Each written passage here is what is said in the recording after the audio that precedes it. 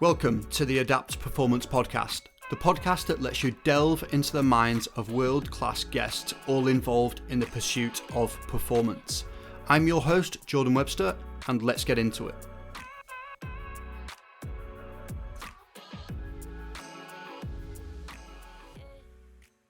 Yes, guys, how are we doing? So today's podcast is going to be a little bit different. So I'm not joined by a guest, okay? So it's going to be me on my own, which can be interesting. If you've ever tried to record yourself solo, it's difficult because you can't bounce off other people. All eyes are on you. You get crazy awkward. You turn really weird and you say stuff that you probably wouldn't ordinarily say in a conversation. So that'll be fun. I'm going to do it in one take, so I'm not going to edit anything. So if I do say something that's utter bollocks, will try and dig myself out of that, but I will mess up my words, no doubt. So in terms of today's podcast, then it's going to be Q&A. So I put out a question the other day to get some questions for me to answer on here. Instagram is my usual platform, and I try and put out a Q&A like every week, every 10 days, just to get a little bit of an opportunity to speak through some of the problems that athletes, coaches, physios have. But Instagram isn't always the best modality to go through those things. You know, people want a quick, short and sweet answer. It needs to be flashy, something they can screenshot. But it doesn't always give you the ability to talk through some of the nuances, okay, give your perspective, a little bit of, you can't really put your tone across, you know, obviously you can record videos, but so essentially what we've got is a few questions that I'm going to run through today. If this goes well, I will do more. If it kind of sinks, then you'll never hear from me again. So what we'll do then is the first question from Joe was, what is your coaching background and how has it influenced your philosophy? Okay. And I really like this question because I do think those things are connected. Okay. So your coaching background. So where you kind of learned your coaching practice, did you have a coach when you were growing up? The people you were around, the environment, all those things, they all influence how you kind of do things today. And I'll give you a brief timeline of my background, my timeline in itself. And I think a lot of the things I say will make sense in terms of how I think about problems and how I try to problem solve and generally just how I approach working with people. So for me, I guess my first opportunity to coach did my level 3 BTEC course when I was 17, and I absolutely butchered it. Did really, really shit job. And I think it wasn't necessarily because I wasn't smart. It was more, I didn't know what I wanted to do. So I didn't apply myself to getting a good mark. That's what everybody will say now, but generally I think I was just a lazy shit. Didn't know what I wanted to do. So just didn't put in the effort. Everybody from the BTEC course then went to university afterwards. Saw my mates and stuff, and they were having a great time. I was like, shit, you know, that's bad. Okay, I need to do something. I had one more free year of education. So I went to the same college. So it was Grimsby College. That's where I'm from. And I did a sports therapy course with a personal training like top up. Okay. So it's basically sports therapy and PT, which was awesome. Okay. So you got your level 2 gym instructor, you got your level 3 PT, you got your Swedish, there you go. First one, you got your Swedish massage and your sports massage, Swedish. So yeah, you got those quals, which was great actually. So I really enjoyed it. And instantly I was like, I felt good at it. I had a nice confidence boost. I was getting into lifting at the time. I really enjoyed understanding the behind the scenes stuff. I also got a job at the college working in the gym. There's a lot of people that applied for it and I managed to get through. So that was also a nice little confidence boost for me pretty early on when I think I probably needed it to push me in this direction.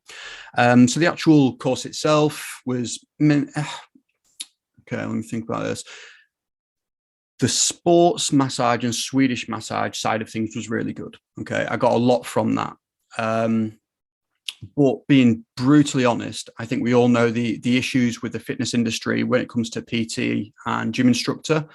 And what we actually learn, some of the role models we had was pretty shite, to be honest with you. But that is what it is, you know. And I think that was like a big pivotal part, because I think it should have been better. So I think I tried to excel above that a little bit. But you know, I was one of the guys in the gym, so I was the main staff member at the time. And everyone was doing, you know, the bro splits, which is cool. So the chest tries, back bars, all that stuff. And I was the one that was doing that reading behind the scenes. So I was into Charles Poliquin at the time. He was like a pivotal figure in helping me try to understand things a little bit deeper. I was also all over T Nation. So a little bit of bro science, a little bit of hard science, I guess. And I was the guy that's kind of bringing those concepts to the gym floor a little bit more. So introducing like mechanisms of hypertrophy and actually breaking down mechanical tension. What does that mean? Okay. And then telling people about it, you know, shaping their program a little bit. You've got metabolic stress, you've got muscle damage, all those things. But that was good. I think that time was pretty pivotal for me, because it allowed me to actually coach people. And, you know, I was slowly shifting towards it being more sports science based, strength and conditioning based. At the end of that course, I wanted to go to university, but because of my BTEC scores, I couldn't, because I didn't have high enough UCAS points, because I fucked it. So then I went to the Access to HE course. So it's basically A-levels for adults. So I paid for that myself. It was like $1,500, and then went to uni. So I went to Sheffield Hallam University, which is awesome. Really good place. Really good sporting university, really good kind of social programs, really good strength and conditioning internship. Sheffield Hallam University has a really good reputation for putting out good practitioners. There's a lot of great people that have come through that to go on to great things. And, you know, I kind of say it's one of the powerhouses of strength and conditioning internships, for lack of a better phrase, but I would say that is how it is. You've got Loughborough, you've got Sheffield Hallam. I can't really even think of any more. St. Mary's, do they have one? I'm not sure. Those are the two that kind of always kind of jump out to me, but I know other places do have internships and have really successful internships. So me saying that isn't that they were the best, it's just the ones that are kind of at the forefront of my mind. And the internship there is great because it gives you a great experience just to get hands-on with coaching, get stuck in, make some mistakes. Ultimately, some of the athletes you're working with are very social at nature. So never going to be at the Olympics, never going to win huge medals or anything like that. So it gives you an opportunity to really hone in your coaching skills, make some mistakes, make a lot of mistakes, learn from them, make more mistakes. Okay, that is learning. So that was not my first experience of coaching then. So I had Sheffield Hallam and we had a work placement in my second year. So part of the sports science courses, you have a work placement for 6 to 8 weeks. No, it was 8 weeks. No, here we go. You had 8 weeks off, okay, to do your work placement, but you only needed to do 6 weeks. And I was lucky enough to get accepted for the GB Boxing work placement, which is based in Sheffield, which was cool. So I was working under Matt Campbell. I was working under James Herzheim. I was working under Adela Carter. They were all around at the time.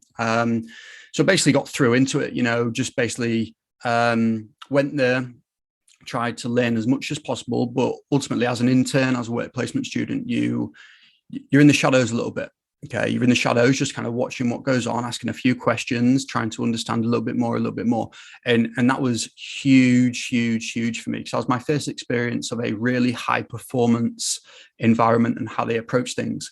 The guy, Mark, who's leading it at the time, he's in a slightly different role now. He's not as hands-on with coaching, he's in the technical lead role, I believe, but he's a great role model.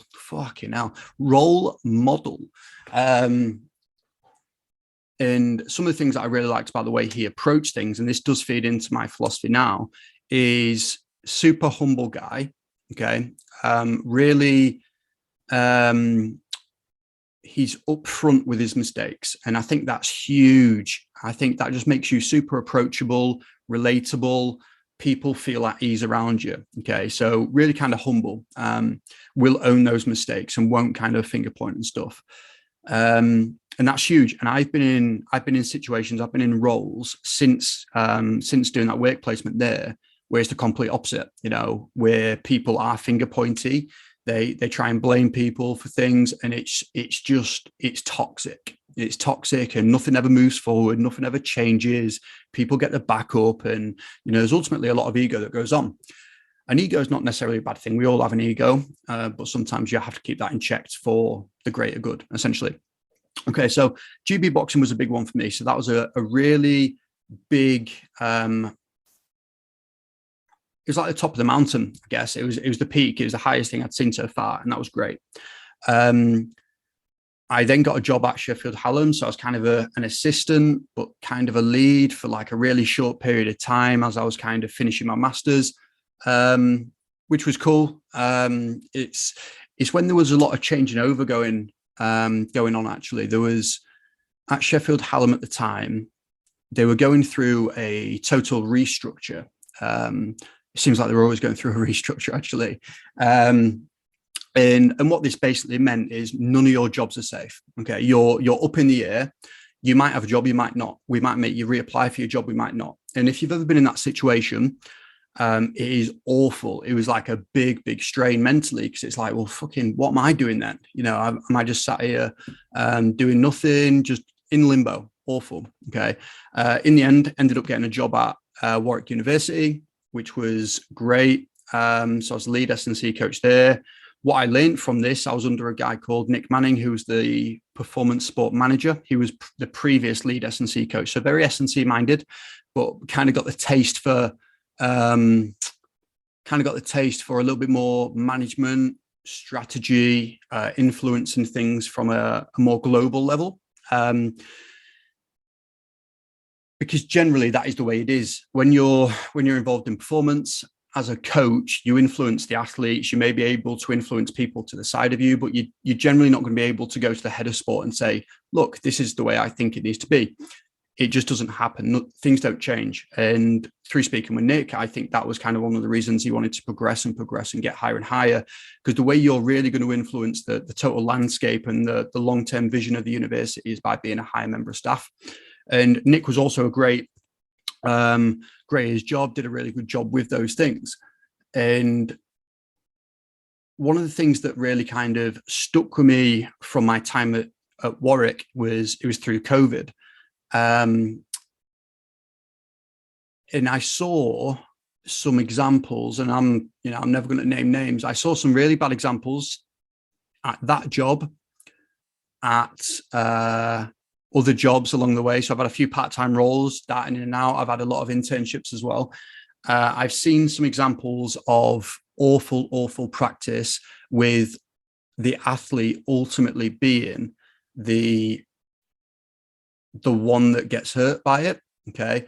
And I guess a way of explaining this is everybody always says it. Everyone's like, oh, we put the athlete first. Athletes are our number one concern, mental health, well-being.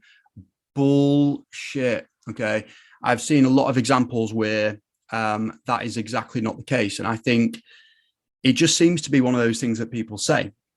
And I hate it. It really, really grinds my gears, because you're in this job to hopefully make a difference to people in a really positive way. But when push comes to shove, you got to jump through a lot of red tape. You got to jump through a lot of approval from line managers, particularly in a big organization.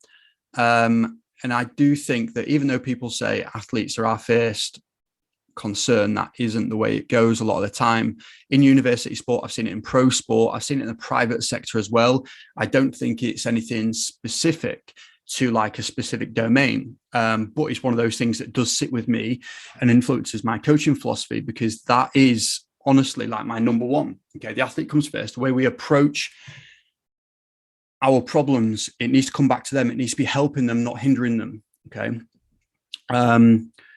So yeah, and then I guess moving through to some of the more recent things, I've obviously created a business. I work part-time with a lot of different organizations now on like a consultancy basis.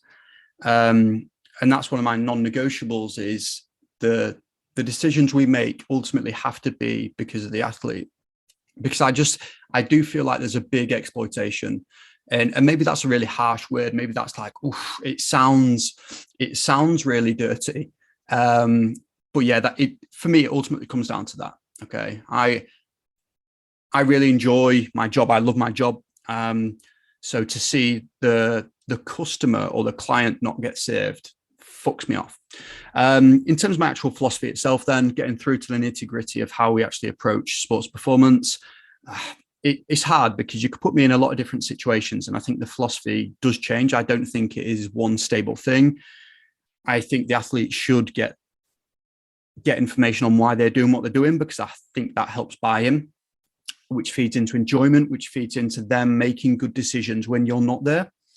I think we need to create self-sufficient athletes so that, again, if you're not there, if you're ill, if you are no longer working together, they can still push training forwards. So there needs to be a good education element to it. I think there needs to be, like I said, fun. There needs to be enjoyment, and not everyone's going to go into the gym and be like, yeah, this is it. This is what I love to do. But I think if it feeds into the overall, if it makes them better at what they do love to do, play sport, feel healthier, then I think, you can kind of work through that. So there may be a little bit of you giving them stuff that they do enjoy to get them to do the stuff that they don't enjoy. Okay. So a classic example of this is like arms and core. Speak to, I'm going to say lads, but, it's definitely a female thing as well. Rugby boys. Okay. You get rugby boys in the gym. You're like, right, we've got some sprints, we've got some conditioning at the end. It's going to be a pretty tough session, but we've got arms and core at the end. It's the icing on the cake. It's the dessert at the end of the session. They go mad for it. That's the last thing they remember. Great, I had a really good time. Walked out of gym feeling swole, all that good shit. So I think that's an important part of it. I think giving the athlete a little bit of what they like just to help with long-term adherence is a big part of the way I do things. Obviously, it's not all the icing on the cake. Nobody wants to eat 90% icing, just 10% sponge. You do need to give them stuff that's actually going to make them better as well.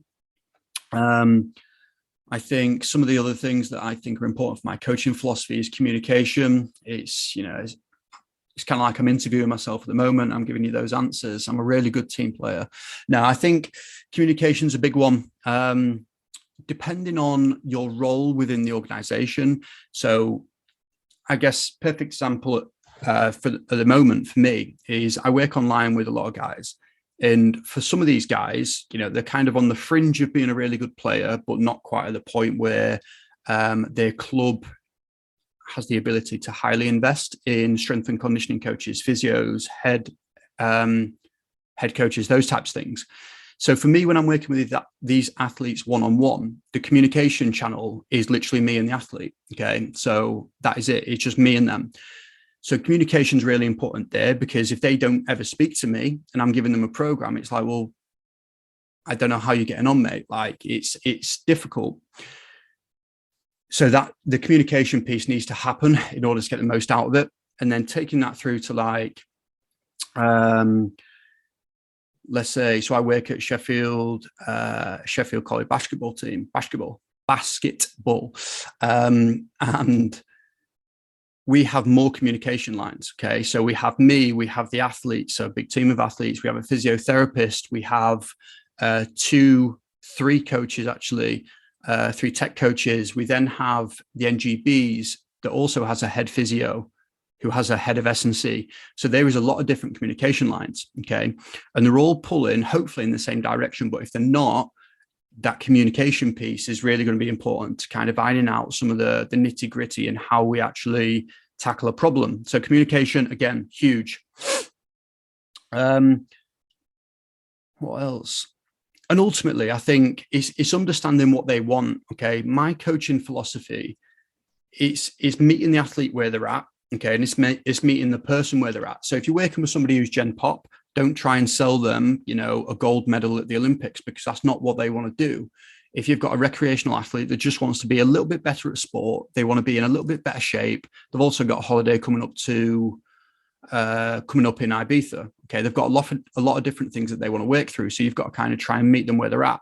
Whereas maybe you'll have an athlete that is like, if I do not win, that is a failure. Okay. In which case everything needs to be geared towards those 1%. And it's my job as a coach to figure out what those things are. What is the overarching goal? So then I can program something towards it. Okay. So yeah, there's a few thoughts on, I guess, my coaching philosophy.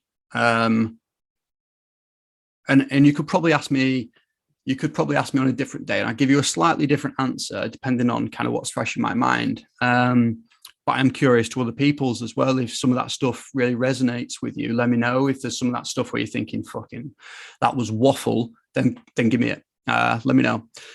Second question then was contrast training overrated, and how do I use it? Okay. So contrast training being the method of training where you pair together two exercises. Okay. So a heavy exercise and then a light, fast, explosive exercise. So a good example of this is a back squat and a counter movement jump. Okay. So the back squat being heavy, the counter movement jump being light and explosive.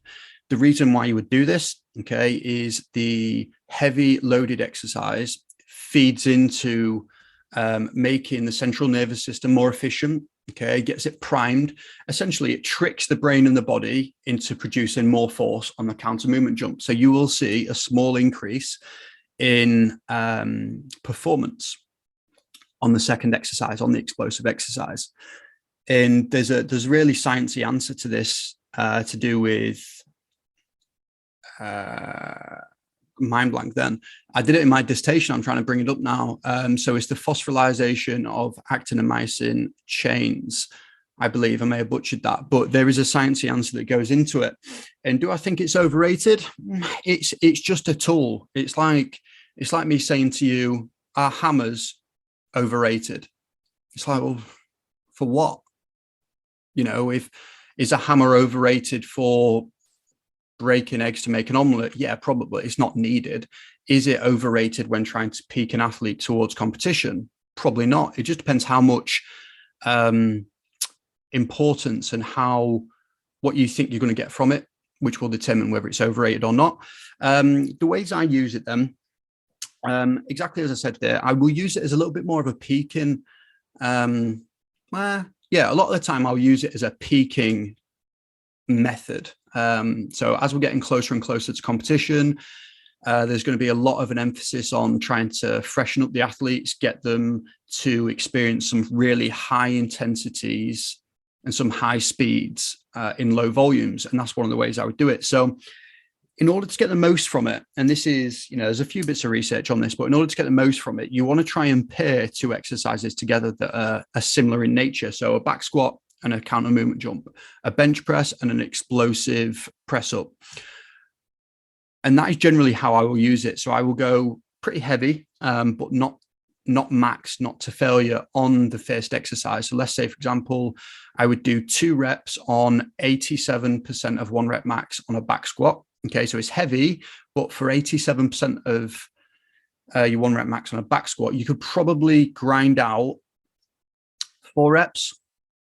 Yeah, let's say 4 reps, for example. So I'm leaving a few reps in the tank. It's heavy, you're working hard, but you're not digging yourself into a hole and causing a lot of fatigue.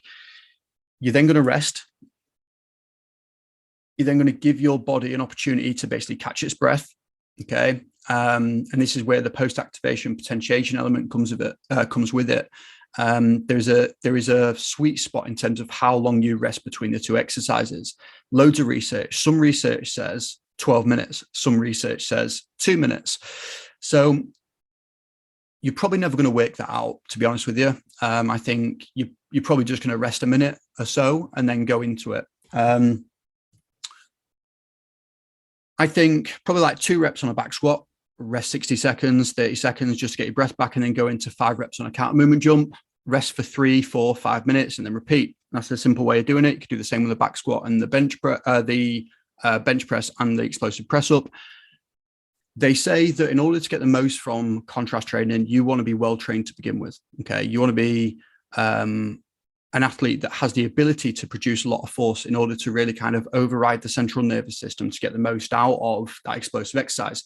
You don't want to have a really untrained athlete, getting them doing a goblet squat with 10 kilo and then getting them to do a jump, because they're not going to get anything from it. You could still do it if it works just to pair those exercises together from a logistics standpoint, a space-time point. You can do that.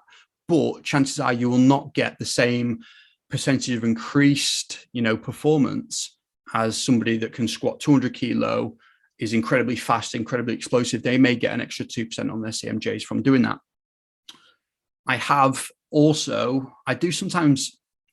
paired this with really sport specific movements as well. So using things like overcoming isometrics as a way of, so treating the overcoming isometrics, so producing a lot of force against an object that isn't going to move, okay, and then feeding that into an explosive exercise. So the example is, I still work with a fighter at the moment, work with him online. And one of the things we was working through is an overcoming isometric, where you've basically got your arms out straight, okay, and you're twisting in towards the wall, okay, and essentially you're trying to push the wall. You're not going to be able to. The wall's in place. You're going to be really strong. So your upper body, your core, your obliques is pushing maximally. You're then going to have a little bit of a rest, and then you're going to feed that into the contrast method. The second exercise is going to be a medicine ball side toss. Okay. So you're going to be doing a similar type of movement. Your body is tricked into producing a little bit more force on that second exercise. I've also done it with some bag work. Okay. Some medicine ball throws, heavy landmine punches, those types of things. I've played around with a lot, but I do think ultimately it comes down to experimenting. It needs to be the right time, the right place to get the most from it. But it is just a tool. Okay, next question. Hi guys, I'm just going to take a brief break in today's podcast to talk to you about the Adapt online strength and conditioning coaching service. At Adapt, we put the athlete first and make sure that the whole program is set up around them, their goals, their sport, and their lifestyle to achieve the best possible performances. Our aim is to deliver an elite level coaching experience that typically isn't always commercially available if not part of a professional club or performance pathway system. We communicate with our athletes on a weekly and sometimes daily basis, making changes in technique and making alterations to the program based on how you're performing on any given day. We also bring in experts from psychologists, nutritionists, and physiotherapists for online educational workshops to make sure we are giving you all the tools necessary to excel in your sport. So if you're looking to take your physicality to the next level and want to invest in yourself, head over to the website at adaptstrength.co.uk for more information, including some success stories of our current athletes, or drop me a message to set up a chat to discuss the options. Hope you're enjoying today's podcast, so let's get back to it. What are my thoughts and reflections from starting a podcast so far? Really good. I really enjoy it. I like speaking to people. I like speaking through strength and conditioning, coaching-based topics. I do just like speaking to people. I really like the creative side of making something from scratch. I love Canva. And this is like just another form of that, a way of just putting, I know people don't pay for the podcast, but putting a product out there is cool. You get feedback from it.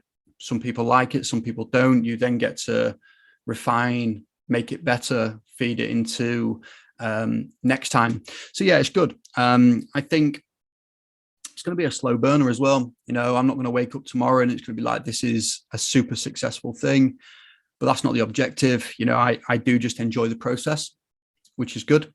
So some of the challenges are the things that you wouldn't really expect. So when you're doing a podcast, you want to try and make sure for the most part that you've got a soundproofed room. And in this house, we have like really thin walls. So you can hear outside a lot. I live on a school road. And so when the kids come out at about 3:00, it goes off. Okay. There's screaming, there's shouting, there's kicking off, there's all sorts. Okay. So me trying to avoid the times when the kids are out. Next door's just got a trampoline, so it's constant squeaking. Luckily, I haven't had this, but my girlfriend, she works from home. She's a research assistant, does a lot of phone calls. And she said she was on the phone and she had the window open and two lads, probably like 15, 16, were on the bikes riding past. And this is explicit. They're riding past and one of them went, "Fucking hurry up." The other one shouted, "Fuck off, I'll shag your mum." And as soon as she told me about it, I was mortified because I was like, it was about an hour before I was supposed to be doing my first episode, and I was like, if I've got a guest on, they're giving up their time, and I have to restart because of that, I would be absolutely mortified. So yeah, that's one of the things I need to be. That's one of the things I'm having to think about is when I actually schedule podcasts during the day, because of soundproofing.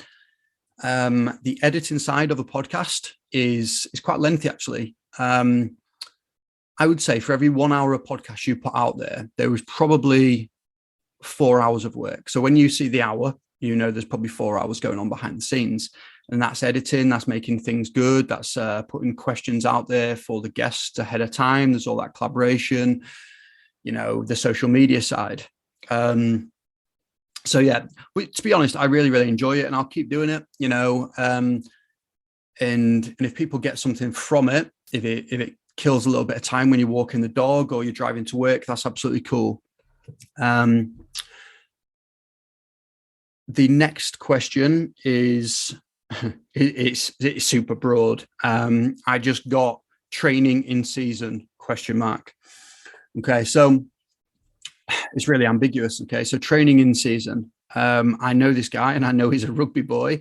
Not so we're just going to take over this podcast with rugby-based questions, but he's a rugby guy training in season. Okay, there's a few things you kind of want to think about in season, and ultimately your goal is rugby. Okay, that's the thing as well. I'm going to have to meet you where you're at. Is your goal to be the best rugby player you can be, or is it to be the best rugby player you can be while still trying to maintain a load of strength, while still trying to get bigger, while still trying to have a good social life, all those different things. Okay, so taking that into consideration, if I was just going to answer this from a stance of training in season for somebody who's trying to be the best rugby player they can be, your goal is rugby. Okay, your goal is rugby. Everything needs to basically be looked through the lens of, is this hindering or helping me to be a better rugby player? Then some of the things that I see people doing wrong is you probably need to let go of the in-gym performance numbers and exercises as well. So for example, some of the exercises we would choose from a programming standpoint, let's say back squats, deadlifts, trap bar, heavy bench press, all those exercises are great. They're big bang for your buck compound exercises. Okay,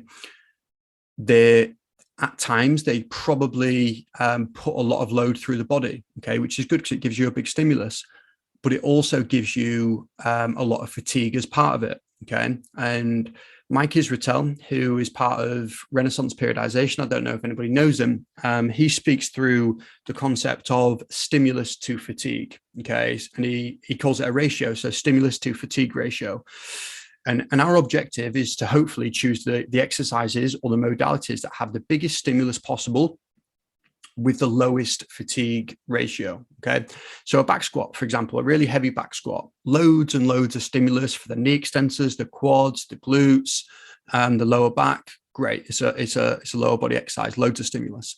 But there's also a load of fatigue there. Okay, you're not going to be able to do back squats indefinitely forever before your fatigue starts to dig you into a big hole, which affects your performance, but also injury risk.